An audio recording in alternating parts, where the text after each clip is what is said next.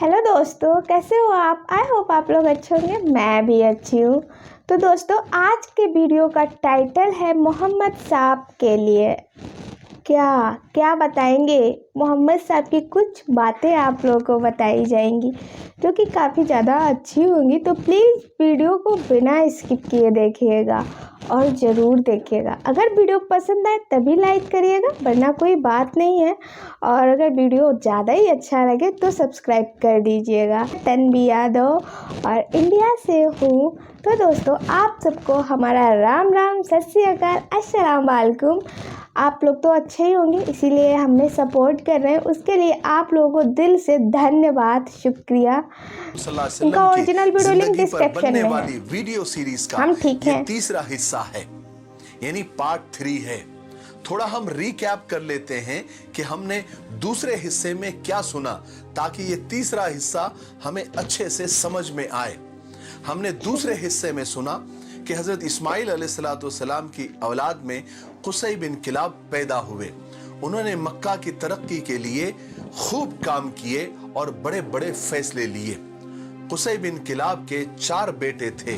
सबसे बड़े बेटे अब्दुद्दार और छोटे बेटे अब्द मुनाफ थे। कुसै बिन किलाब के बाद ये लोग काबा के ट्रस्टी बने। उसके बाद हाशिम, जो कि हमारे नबी सल्लल्लाहु अलैहि वसल्लम के परदादा थे, अपनी कौम के बहुत शरीफ, नेक और सखी इंसान थे, ये पार्ट वो 2 का ट्रस्टी हिस्सा बने। है। और हाशिम के इंतकाल के बाद उनके बड़े बेटे अब्दुल मुत्तलिब ट्रस्टी बने, यानी मनसबे हिजाबा पर फाइज हुए। अब्दुल मुत्तलिब हमारे नबी के दादा थे। चूंकि जमजम का कुआं बंद कर दिया गया था, जो कि कबीले बनु जुरहुम ने बंद कर दिया था, और लोग तो जमजम को भूल ही गए थे। उस वक्त से लेकर तो अब तक मक्का में पानी की बहुत तकलीफ थी।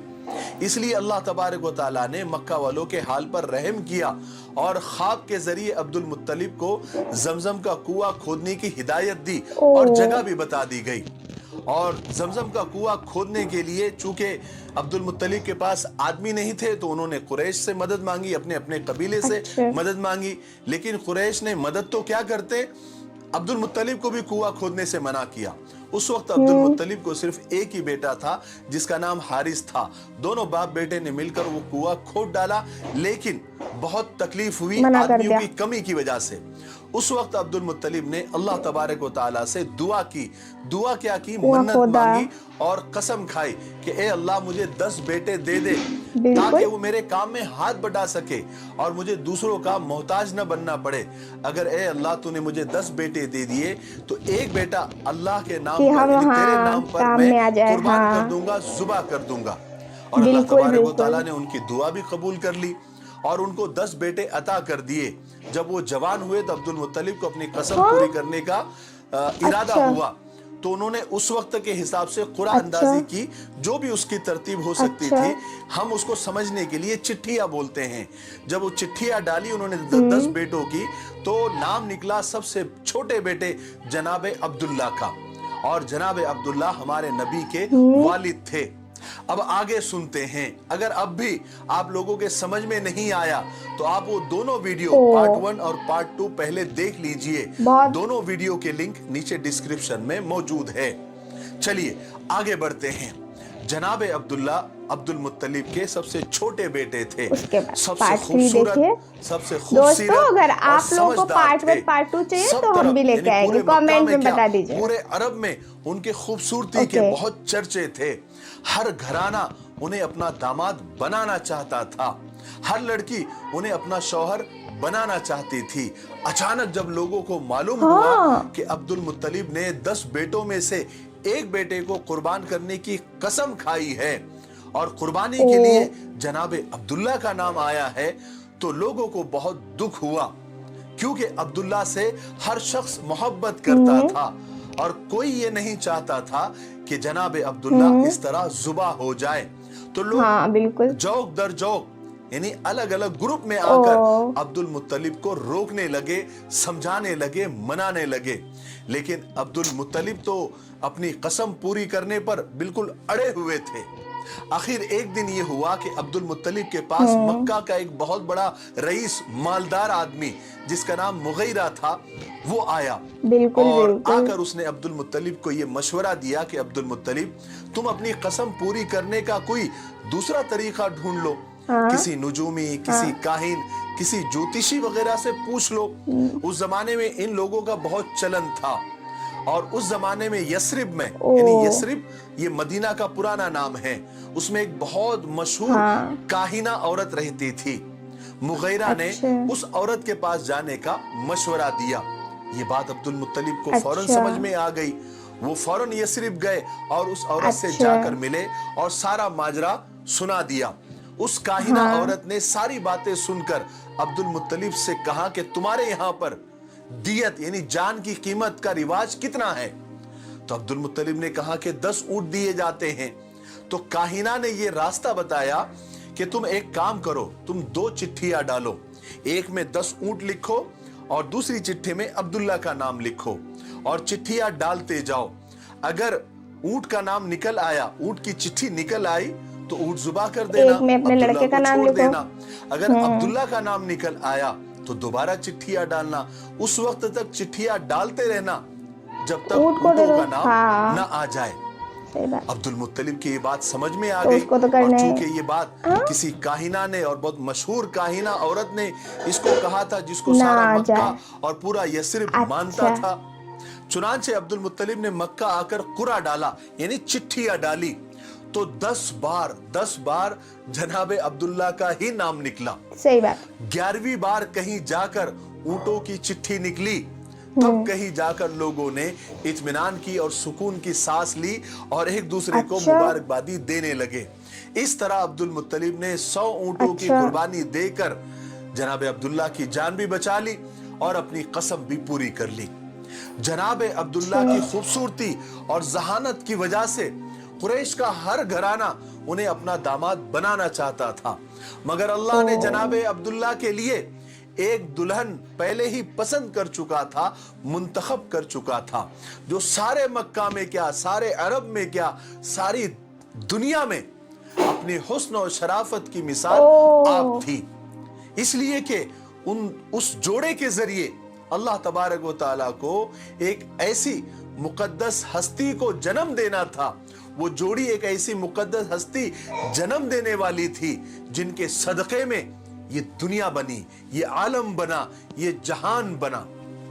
अब्दुल मुत्तलिब ने अभी तक जनाबे अब्दुल्ला का कहीं रिश्ता मंजूर नहीं किया था, लेकिन उसी जमाने में ये एक वाकया मिलता है कि अब्दुल मुत्तलिब का यमन सफर हुआ, यानी यमन का सफर पेश आया। तो अब्दुल मुत्तलिब यमन गए और वहां पर जाने के बाद वो एक यहूदियों के बहुत बड़े आलिम के पास ठहरे।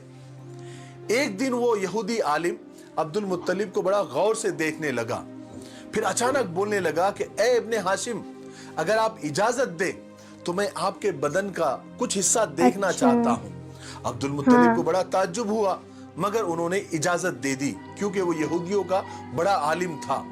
अब उस यहूदी आलिम ने अब्दुल मुत्तलिब का बदन टटोलना शुरू किया, यानी देखना शुरू किया। देखते देखते उसकी नजर अब्दुल मुत्तलिब की नाक पर पड़ी और उसने जल्दी से अब्दुल मुत्तलिब के नथरे देखे और पुकार उठा कि मुबारक हो तुम्हें ए इब्ने हाशिम, मुझे एक तरफ से नबूवत का पता चलता है और दूसरी तरफ से सल्तनत और बादशाहत का पता चलता है।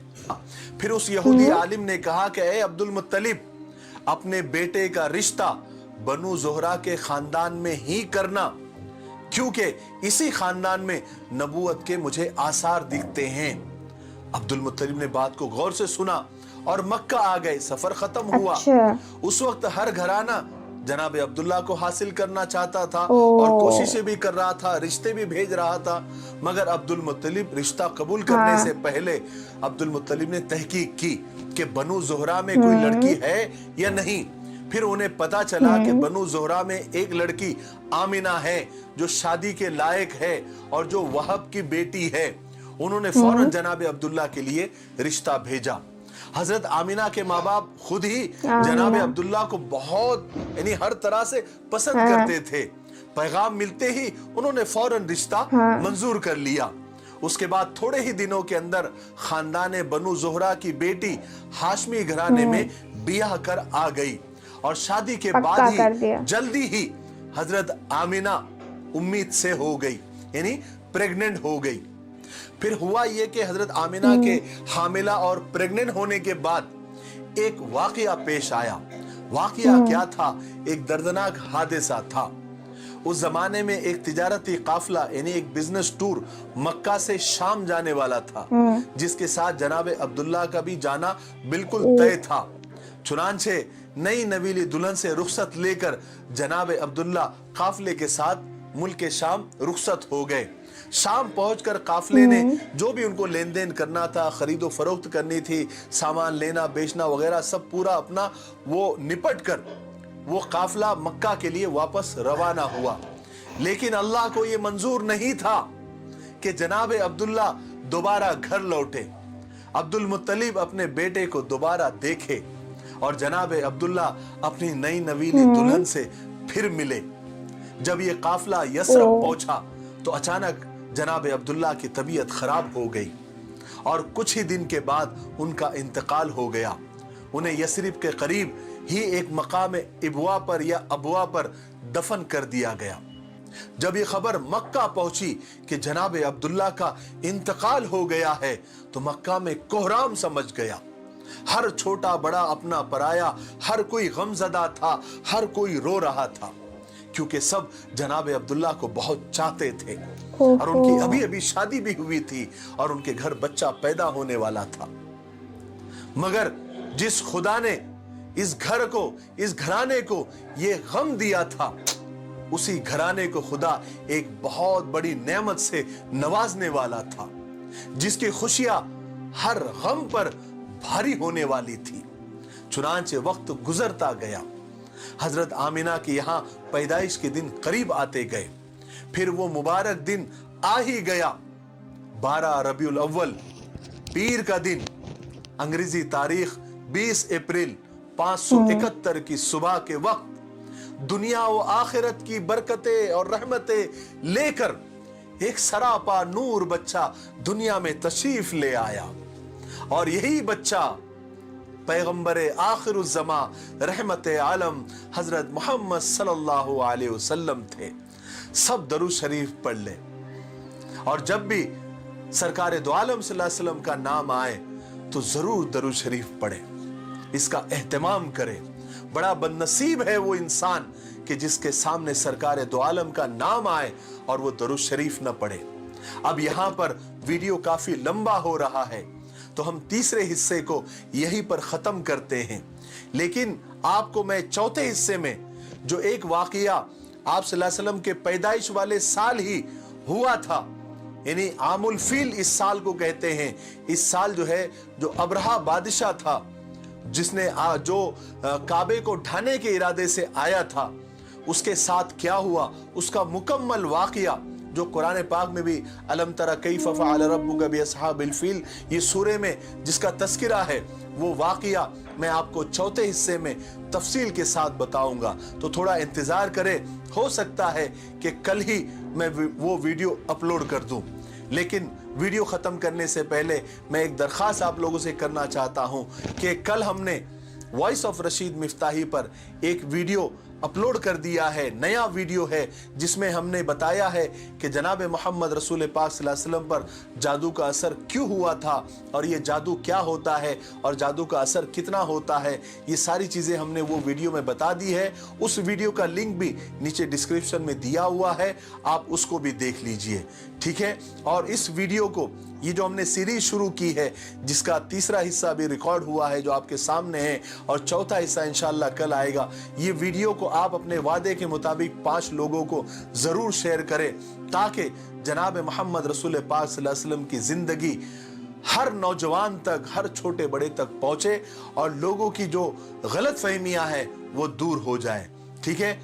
तब तक मेरे लिए पूरी ये उम्मत वाला के लिए वीडियो और उम्मीद पूरी करते हैं इंसानियत कि के आप लिए लोगों को ये वीडियो खैर और अच्छा लगा भलाई होगा। की दुआ आप करते लोगों रहे। तक मैंने अस्सलामु कुछ तो अलैकुम इन्फॉर्मेशन पहुंचाई वरहमतुल्लाहि होगी, शायद वबरकातुहू। आप लोगों को ये पता हो या ना पता हो, ये तो मैं नहीं जानती, लेकिन पता होना चाहिए, सब कुछ पता होना चाहिए, एक एक बात पता होनी चाहिए। तो शायद उम्मीद है मेरी कि काफ़ी हमारे भाइयों को पता होगा, लेकिन मैं ये भी जानती हूँ पूरे ही दिल से कि काफ़ी मेरे भाइयों को पता भी नहीं होगा। तो उसके लिए ये वीडियो था।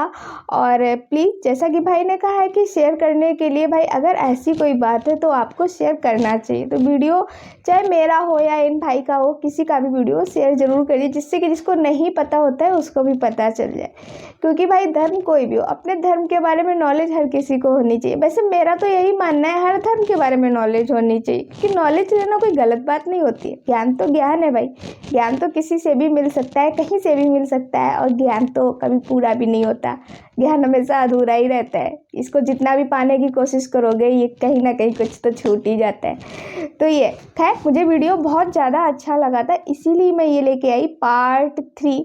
अगर आप लोग चाहते हैं इनके सारे पार्ट्स लेके आऊँ तो मैं भी लेके आऊँगी, मैं पर व्यूज़ के अकॉर्डिंग देखूँगी। अगर आप लोग इस वीडियो को देख रहे हैं तो मैं लेके आऊँगी, वरना कोई बात नहीं, मैं फिर जान जाऊँगी कि आप लोगों को पता होगी ये स्टोरी, तो कोई बात ही नहीं है।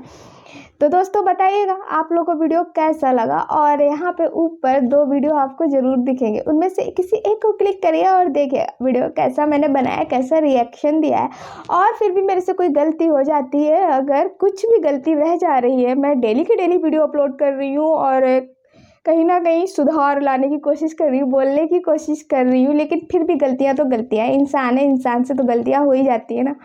तो गलतियाँ होना स्वाभाविक बात भी है दोस्तों, तो अगर हो जाती हैं तो माफ़ करिएगा।